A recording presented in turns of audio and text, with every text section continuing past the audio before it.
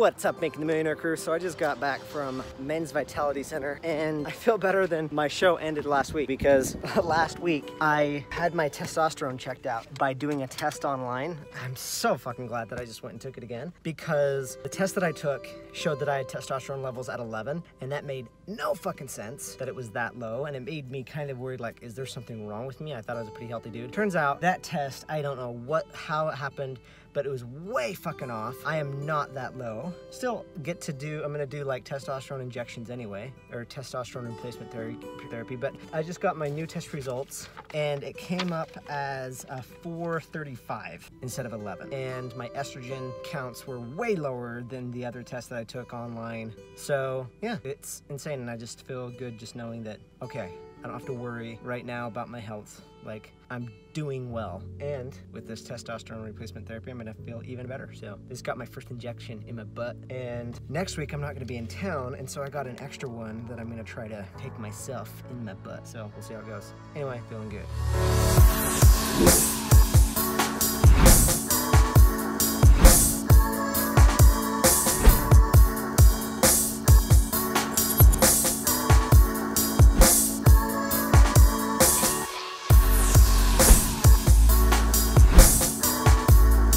Just got here to Irvine, California. Gonna go interview Dave Meltzer. He was on a mastermind call with Cole recently, and he's gonna be speaking at Thrive this year, which I'm excited about. We're gonna go do a quick interview. I think it's gonna be fun.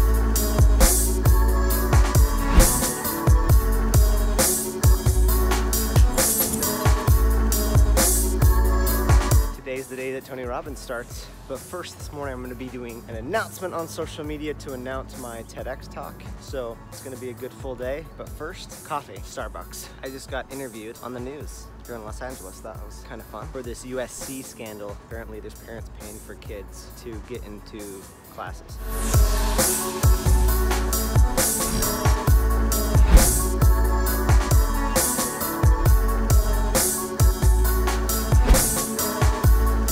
We're here at Tony Robbins. It's gonna get wild. Massive. Where did you hear 15,000? Random person. It seems like it. Yeah, It's a lot of people. A lot of people.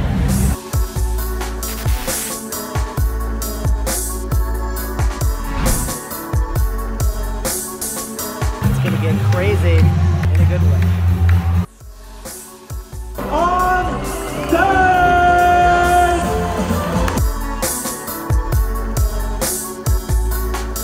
Anybody can feel good when things are going your way. Anybody can feel good when you're fresh. Anybody can feel good when something new is beginning. Can you do it when you're exhausted? Can you push yourself beyond what you think is possible and find that second win, third win, emotionally, psychologically, and spiritually? And the answer is yes. But it will only come about if you play full out. If you give your all, and we're doing crazy stuff, you'll be jumping and clapping, and it's not so much a revival session. I'm not into positive thinking, I never have been.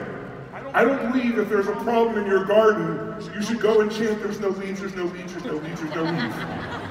Bullshit. I believe in seeing life as it is, but not worse than it is. See, most people make it worse than it is. Why? Because we're stupid. No, they're not stupid.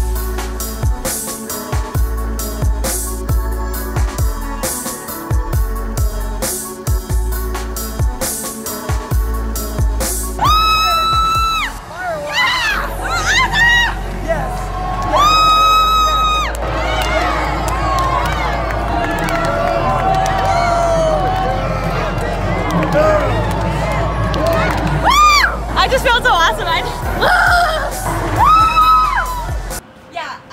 the future of the world. Well, my son is, but I'm raising him. Stop!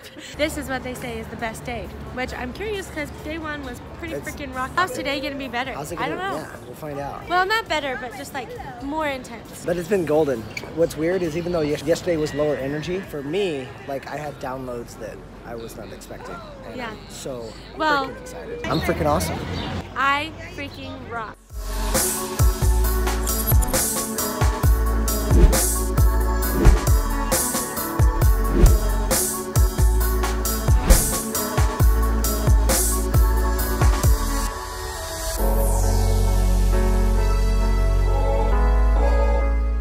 Say yes! Yes! I'm sending you, you're fired! Fuck you! excellent, or outstanding. How many would agree? What's happening? What's happening? I'm using my second voice box. Did Did you hear Tony Robbins say that? Yeah, totally. Because there's like sometimes where the word doesn't come out, and now I'm talking fine. My voice is kind of gone too.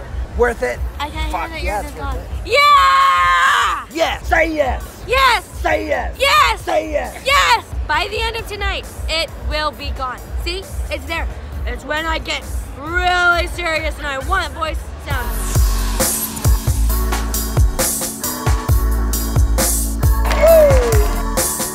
It is the final day of a life-changing weekend with Tony Robbins. We're here at some USC Village area thing. It's awesome. I was here earlier this week, a couple days ago. We just got some stuff from Target, and now we're gonna go grab some Starbucks before heading to the event. There's a statue. My beard is totally red. I look like Adam Ponape from Seven Brothers or Seven Brothers. So we are in the car wrapping up Los Angeles. We're gonna head back, well, to Centennial Park first to pick up our kids. And then tomorrow is a whole nother day of driving back to Phoenix. But it's been a wild adventure. I have to be honest, like this Tony Robbins event actually surprised me in a really good way. Did it exceed your expectations? Yes. Because I know you had high ones. Yeah, I had high expectations, but at the same time, I have been in personal growth and development for a while now, at least with reading the books for the past 8 years or whatever, like reading stuff from Tony Robbins, watching YouTube videos, watching his videos like partly is what gave me confidence to do things like leave my day job. That's a decision. It would just kind of be a repeat of what you've already watched. Yeah, and this is what I realized. So a lot of the concepts were there, but using the language of the conference, one thing that I understood is I had a lot of things where I think I really understood them because I tried them, but most of it, a lot of it, the stuff he said was at understanding level and not in my bones and in my being. And there's just like another layer to things. And the cool thing about his event is you can hear my voice. It's almost not there. It's completely gone because you do so freaking much action and movement, and it just helps you get it gets into your body, into your nervous system, not just into your brain. And yeah, and that takes the knowing to a whole other level. Yeah. By the way, we're here at In-N-Out. The thing that I would say was my biggest takeaway, there was actually several, now that I think about it, but just realizing how there's just always another level. There's always another layer. What was one of your takeaways? What did you like about day one? My favorite thing, I think, just learning to make decisions from what he calls a peak state. Yes. From a state dude. of confidence and certainty Concept. instead of from a lower state of hope or worry or whatever. If I make decisions from a peak state, I'll always make the right decision. Example, I'm deciding if I should work out right now. I haven't worked out. I know I'm gonna work out. I know I need to, or I should. If I'm deciding from a state of confidence and assurity, like I can do anything that I want to do, I'll do it. But if I'm like, oh, I just don't know, I don't really feel like it, I'm not gonna do it. So your state of being determines your decisions. Yeah, and the quality of your decisions. I think Yeah. I knew that your state mattered. But I think what I haven't realized, how much control I have to change my state. Yeah. And I used to think that all this stuff had to line up. Even if I knew intellectually there's some things that would influence my state, I did not realize I could say, you know what? Fucking Calvin fucking Wayman is gonna show up. That's the name of my state when I'm in domination mode. And from that state, I'll decide what's gonna happen, and then I will just freaking execute on it. And the thing that I've noticed is, so far, when I know I should do something, I can't states? let myself do it. I can't let myself not do it. Yeah. Because it's like, no, get in the state that you know is your state of certainty, where if you had, for sure, if you were certain about the result, you would do it. Get in that state.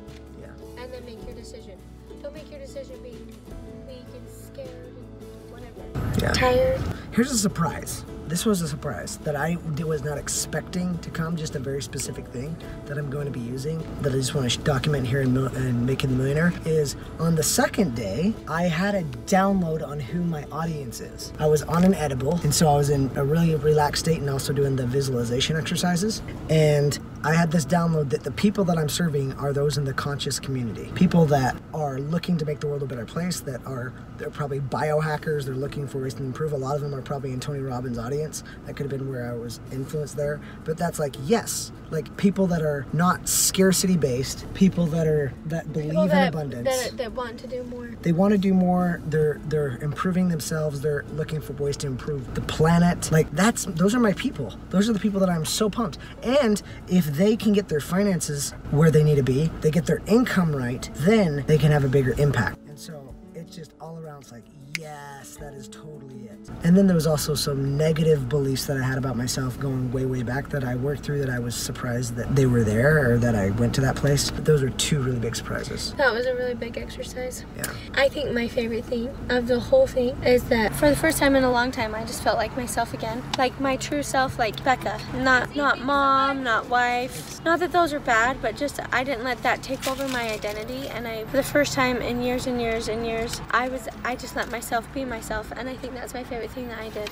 This is gonna be awesome. So Becca just pretty said that her favorite thing was getting to be herself. Again, like for the first time. That was my favorite thing for her as well. Like that was so inspiring to see Becca just freaking let go and just be herself and be a badass and be a dominating, like in a good way. Like just like, yeah, I'm gonna do this and I'm awesome. And I know I'm awesome. And I know I can make impact on people. And I like it. And I like making impact on people. And I like eating burgers too. And all sorts of yummy stuff. That was freaking awesome. One thing that I just shared with Becca too is she was like, you probably haven't seen that much out of me. I've seen it. I've seen pieces of it. Where I really saw it though was actually at Rhythmia a year and a half ago when I was on ayahuasca. Like I actually saw like visions of Becca being a badass like this. Is this weird that I'm talking about your badass while you're going? Maybe this is a piece of it right here. She's like, yeah, talk about I'm me. eating. I'll fucking stuff my face. Yeah, that's what you do. I'm not stuffing my face. I'm just eating. Yeah. I can stuff my face. I'll show you. Here. To wrap this up, this was way more real than I thought it was. And this is what I mean by that. Like I knew it would be good for mindset and stuff, but I didn't think, there's like a piece of me that was like, that it was gonna be more fluffy. Yeah, that's kind of what I thought too. It was not fucking fluffy. It was so real, so tangible. And I think where it gets the name of it's a motivational seminar is you're gonna go back home and people will be like, so what did you do? And how do you describe it? I don't know how. I just described it to my Airbnb person. I think that was it. I was like, this is what it was. It was a lot of education on how your mind and your body actually works and how you can then use those tools to get what you want. Yeah, to tell it what to do, to dominate it and to get what you want. To be in control. Right, to ultimately get what you want, to be happy and stuff like that. Because there were those things, and then because it just sounds, I guess, fluffy, or I don't even know how to describe it, to say, oh, it's something that's just going to change your life. The truth, it does, and it will change your life. But it's more than that. I tried to even give it what it deserves to people who don't have contacts. I didn't have contacts. And if anybody would, it would be you. Well, I've been to a bunch of conferences that have used a lot of this material, but even this was different. So again, if I was going to explain it to somebody that hasn't ever been there, it was an educational experience that shows you how your mind and your body actually work and how you can tap into the understanding of how your mind and body actually works to get what you actually want out of life. And what do you actually want? Well, you want things like peace and joy and happiness at the base. And then there's things that you want to do that's making shit happen and to achieve and to like make a big impact. All of that, once you really understand how to use your mind and your body, becomes fucking real. Not just fluffy, feel good real, like insanely black and white. This is real, and this is what people are tapping into when they're kicking ass at life. It was a ton of fun. This was a bucket list item that I had for a long time going to this event, and I'm so pumped that I got to do it with this one. Well, frick yeah, I'm glad I went too. I'm glad that you were there with me. And I'm also glad that I didn't rely on you. Oh yeah, that we did several exercises where we weren't even by each other. Yeah. Most of the exercises we didn't do together because it just didn't feel like it would be effective. Yeah. You know? But then at the end of the day, or like after the exercise, we could come back to each other and wow, that was amazing. Yeah, like share feedback and stuff like that. And connect because we had similar experiences, but they were our own. And that's what I like, is that they were our own. I didn't need you to be there for me to feel comfortable or anything. Like, I was okay without you there. That is the hottest thing you could ever say. I don't say it to be hot. I know. I just say it it's just the 'cause truth. it's true. When I just see somebody, when I see a woman stepping into her badassery that's always there, it's just fucking hot. Feels weird to say badassery. Well, that's what you have. Because I don't know, I don't really have the masculine energy. I tapped into it a little. You tapped a into lot, it for sure. actually, but Yeah, I it's still there. feel like myself. I still feel very feminine. I feel like feminine Yeah. power, not masculine power.